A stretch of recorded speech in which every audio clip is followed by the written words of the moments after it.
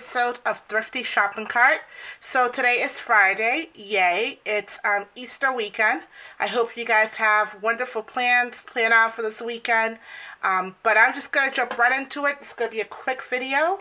So it's 5 tips on how you can manage more time to have more profits on eBay or on Amazon. So normally I would have some pictures put out for you, but today I'm actually going to, as I'm talking, I'm going to draw you an example. I'm going to say I am not the best drawer, so I'll try my best.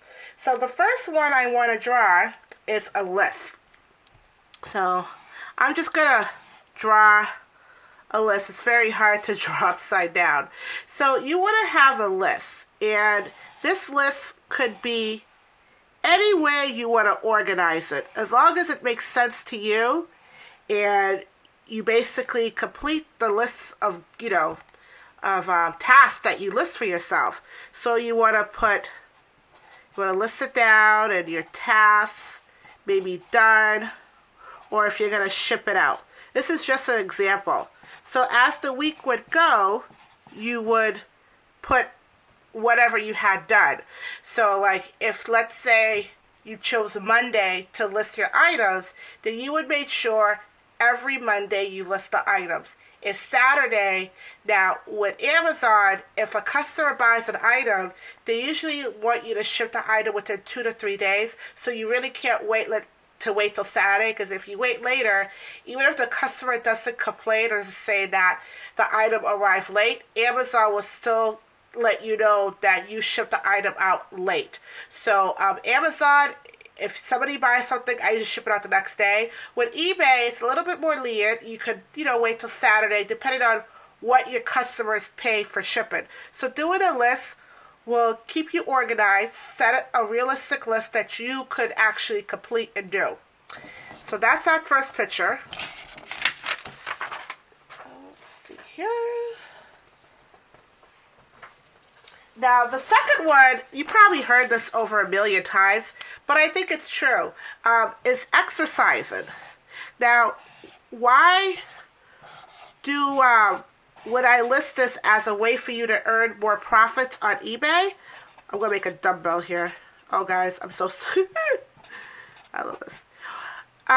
Exercising is going to give you discipline. And it's also going to bring organization. I just recently joined a gym. It's called Get in Shape for Women. I'm not sure if some of you guys are familiar with them, but they're all over the country. I set up a schedule. I meet my trainer 3 days a week for about an hour. And the reason why I did that, because I want to get in the best shape. I'm not in the best shape of my life, but I want to start eating better. I want to sort of be more healthier, because if I'm healthier, I'm going to have more energy to do more eBay stuff, do more Amazon stuff. My mind's going to be clear and I'm going to have good energy.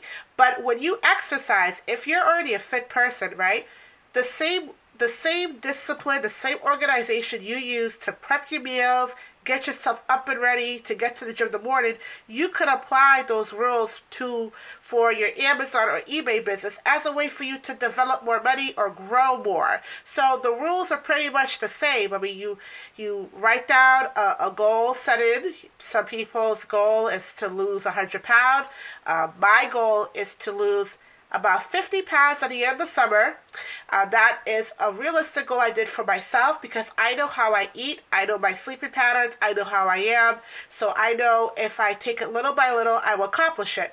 But same way with your business. You could set goals for your business, or expectations, or things that you want to do. But the only way to do that is if you have the discipline to list the items, to go out and search them, to put the work that involves in listing these items, and organize yourself. Maybe have a small office in your house or a small storage room, just something that's going to keep you organized. When people buy items, it's easily for you to find them. Because the one thing on eBay, if I have listed items on eBay before where I was not organized, I already sold the item. It was so long, I forgot to take the picture down. And you know how if you're an eBay seller, there's a place on eBay when you list your items, it could just keep repeating, it'll repeat the same item over and over again.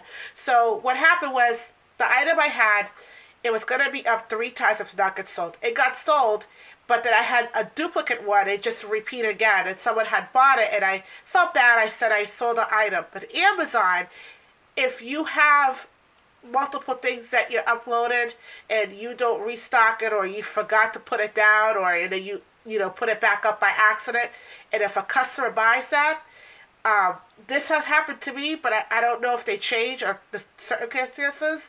But what they do is you kind of lose some points for that. So, but if you're organized, you're not going to run into that problem. So that's the second one. Let's see here. The third one, we just briefly went over this one, but we could go over it again. The third one is having goals for yourself. Goals. So, like, let's say, some people have a huge business on eBay or Amazon, and they're making thousands of dollars. For me, my realistic goal is to make $150 a month.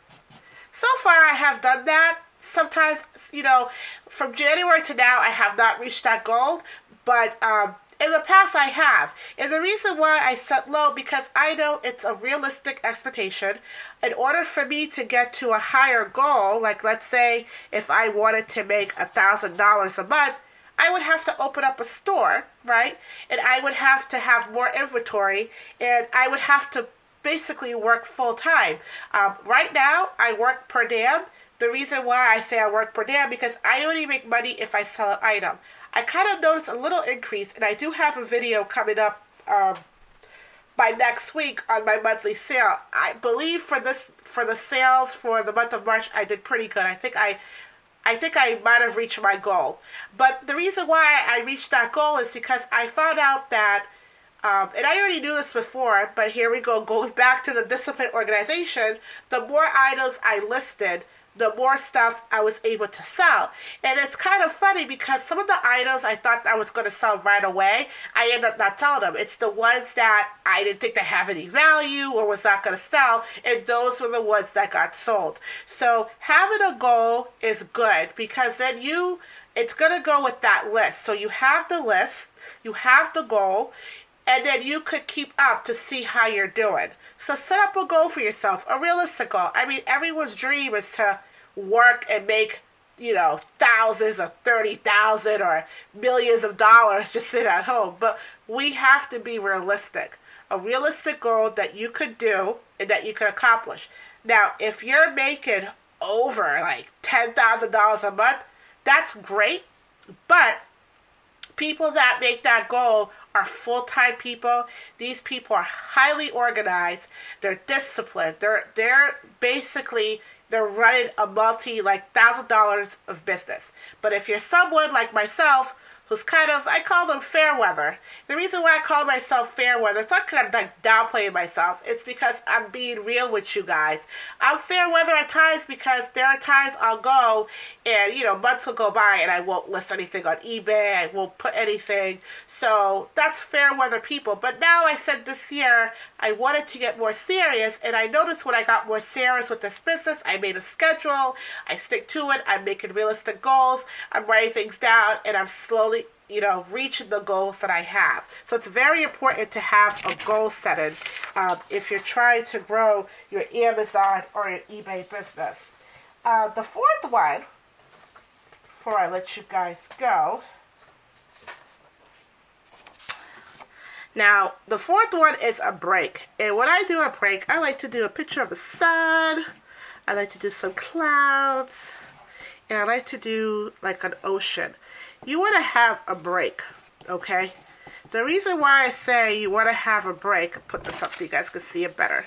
The reason why I say you guys want to have a break, it's like, for example, I work at a hospital. I work part-time. I work about 36 hours, but I have Friday, Saturday off. The reason why a lot of companies give their employees time off because they want them to relax, enjoy their lives, spend time with their family, and then when they come back to work on Monday, they're looking forward to come back to work on Monday. It's the same thing if you're trying to be an entrepreneur, or if you're a wife or a husband or a grandma, maybe a college student looking to pay a few bills.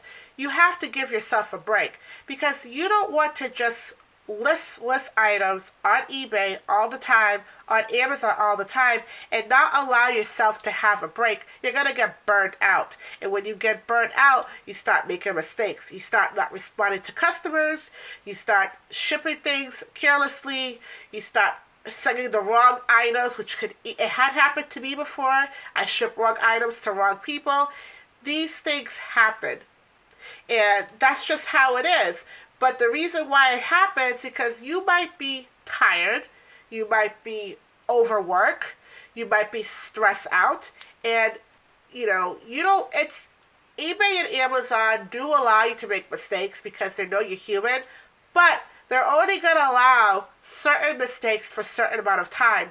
If let's say in a month you had about 10 complaints, and everyone's saying the same thing, like item was not listed correctly, item did not eat the description you had, did not match the item, item arrived late, item has damage, item came in an empty box. When people start complaining, they're going to close your account down. And all of that could have been avoided if you had a list and if you had organization. And I'm just going back. And if you had a goal setting, and if you took a break, all of this could have been avoided, and you would not feel overworked or stressed. So it's very important that you take a break. Enjoy life, guys. Life is already short as it is. Make sure you tell your loved ones you love them. Spend time with the people that want to spend time with you. It's very important to do that. And the last one, this was actually for myself. Because I like doing these videos because I go back and I actually learn from what I'm saying. The last one is, I'm going to tell you guys, is quality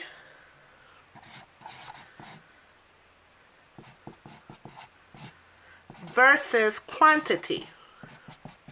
Now, when I think of a quality, I don't know if you guys example, I'm thinking of a nice diamond piece, right?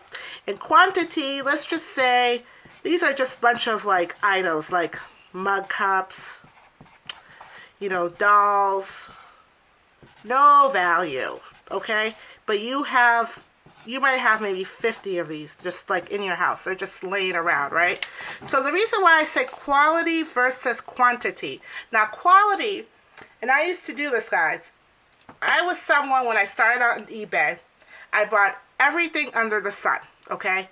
Every item that I seen, hats or dolls, because I didn't really know, and I'm a newbie, so I made a lot of mistakes. I still make mistakes today. We're not perfect, but you learn from your mistakes, right? Everything under the sun I would buy, and these items, and I took pictures, right? They would just sit there. No matter what I put them down to, start to bid at 25 cents or $1, it didn't move, because I thought if I had quantity, I would be able to make more. But that is true if you have a hot item. If you have an item that's rare and you have a bunch of them, it's good. Quality would be like a vintage game board. Like, let's say a Monopoly game that's sealed, right? It's never been opened.